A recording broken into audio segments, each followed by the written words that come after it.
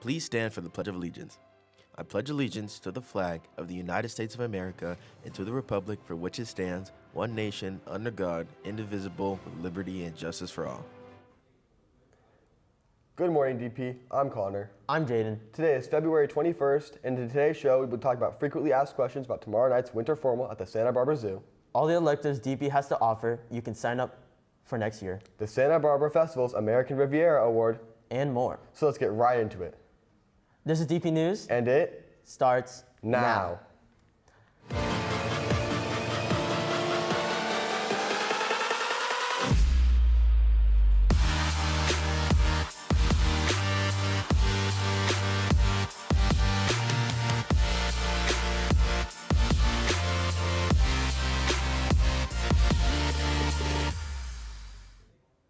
Did you know that the fire fundraiser competition between SB, SM, and our school is still ongoing?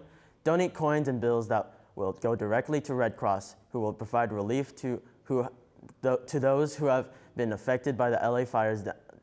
LA fires. You can donate in rooms P2, C2.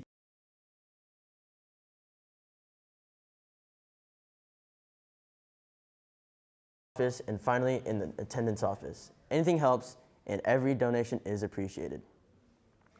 Winter formal is tomorrow. Here's leadership with some frequently asked questions about the dance.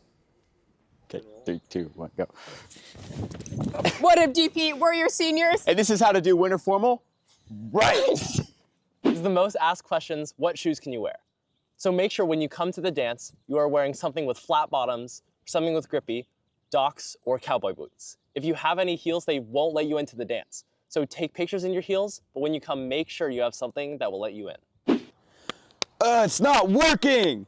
Make sure to have your minga out so the line moves smoothly. Make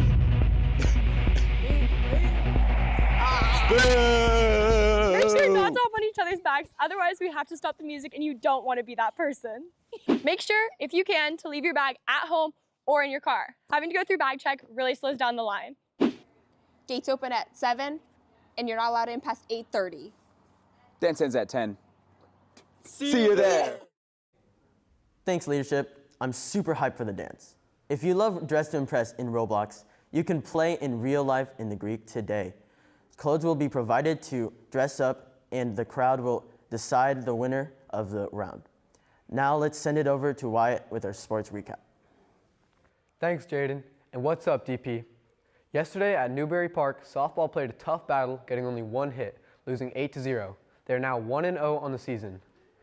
The girls' beach volleyball team faced Valencia on our home court. The duos of Hallie and Jaden, Eleni and Tanner, Gia Natashi, and Ali and Char all won their matches. These are the first varsity wins for the freshmen Ali Ben Yakov, Char Welch, and Gia Haas. They are now 1-0 in league. Boys volleyball faced Valencia last night in our gym.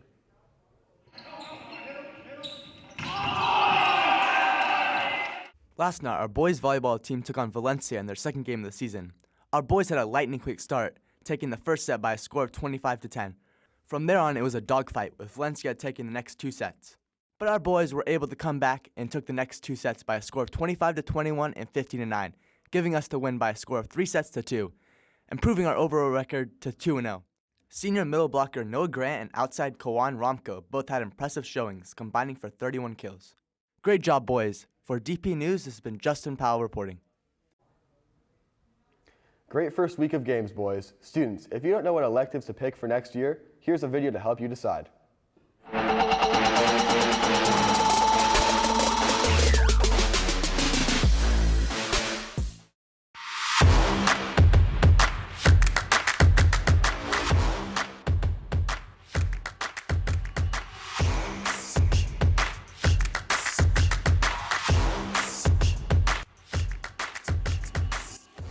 Let's go!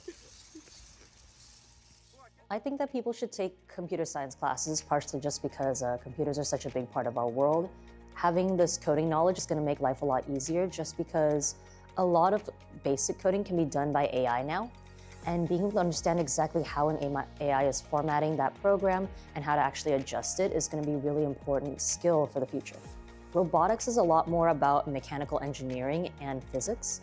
And what you're doing is applying problem-solving skills to build robots that will complete a task.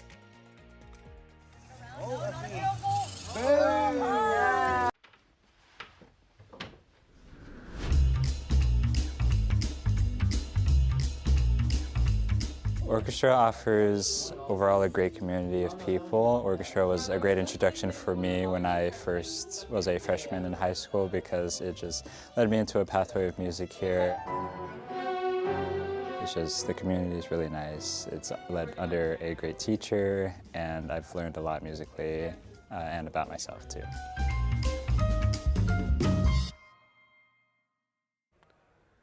Make sure to sign up for your favorite elective soon. Now here I am with your sports today. Today at home, we have girls lacrosse playing against Westridge, and baseball is expecting a heated match against Moore Park at our home field. Good luck. Tomorrow, our track team will meet for San Marcos and Del Sol starting at 9:30 on our field. Finally, 3 of our best wrestlers, Seamus Fergus, Brandon Velasquez, and Sierra Kendig, are headed to the Masters tournament in their quest to state. Take them down, DP. Well, that's all from me, DP. Now back to you, Jaden. Thanks, Wyatt. Good luck to all the sports playing. This Sunday, there's an Ultimate Frisbee tournament hosted by SBYU and DP students. This tournament is mostly for anyone who hasn't played Ultimate Frisbee to come out and play with people from all skill levels. They're aiming to recruit new players for their spring season and recently started. Scan the QR code if you're interested in playing. If you plan on going, all you need to bring is clothes to work out in, cleats if you have them, and there will be Costco pizza provided at the end of the tournament. Well, that's all for today, DP. Make sure you check out our Instagram at DPNews805. Stay tuned for a closer look into the Santa Barbara Film Festival's American Riviera Award. And thanks for watching. Alex. I'm Sam. And I'm Everett. And tonight, Zoe Zardana is being honored for the American Riviera Award. We're with the Student Media Organization, and we are wondering if you could speak to some ways young actors can break into the industry. Okay, young actors. It's always about learning. I think that's really important. I just mentioned this in a previous interview, is that actors, we run into this mistake that we're thinking that we take some classes, and the moment we get our first job, then we don't have to take classes anymore. I think it's super important to understand that if you want to have a fit body, you go to the gym day in and day out. If you want to have a successful relationship, you write cards to each other. You make sure that your partner feels attended to, just like he's attending to you or she. Acting is no different. You want to act, I think it's a muscle you always have to keep exercising constantly, and even when you're not working, you should always be studying. I think it's really important. That's what I do. Yeah, my name's Cody Duncombe. I did a movie called London, Kentucky. It's a short documentary film about my hometown that in London, Kentucky, and yeah, that's about it. What was your inspiration for making the film?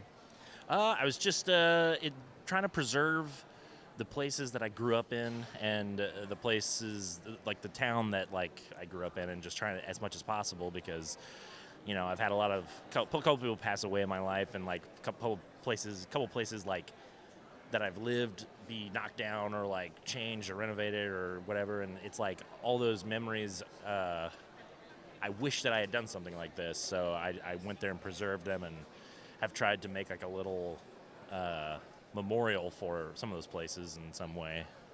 Did you have a favorite part of making the film?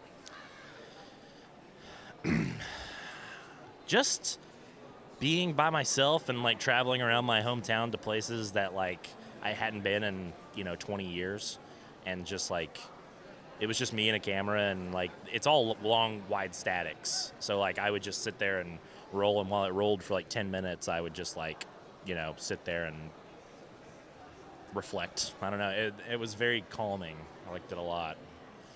Could you talk a bit about the process behind creating the film, and maybe some challenges you came across? Loris came to me with this beautiful book that he'd found called Sulle onde della libertà, which talks about the unlikely friendship between an Israeli boy and a Palestinian boy during the Second Intifada over their mutual love of surfing.